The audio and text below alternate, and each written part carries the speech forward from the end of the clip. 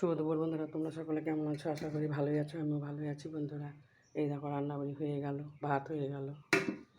এখানে কালো জিরা শুকনো লঙ্কা দিয়ে চাল কুমড়া ভাজা করলাম। আজকে আর ঘন্ট করি নেই, ভাজলাম। আর করলা ছিল, করলা ভাজলাম। যা গরম পড়ছে, লেবু ছাড়া তো চলে না।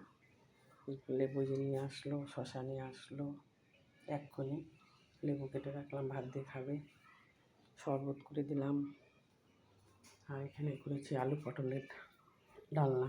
প্রতিদিন তো কেটে টুকরা করে করি, আজকে গোটা গোটা পটল দিয়ে গরম মশলা ঘি দিয়ে একটু ঝোলাঝোলাই করলাম, ডাল করলাম না, যার জন্য। আজকে তো মঙ্গলবার, আমাদের নিরামিষ। বন্ধুরা রান্নাবাড়ি হয়ে গেল, তোমরাও খাওয়া দাওয়া করো। আমরা এখন খাওয়া দাওয়া শুরু করবো।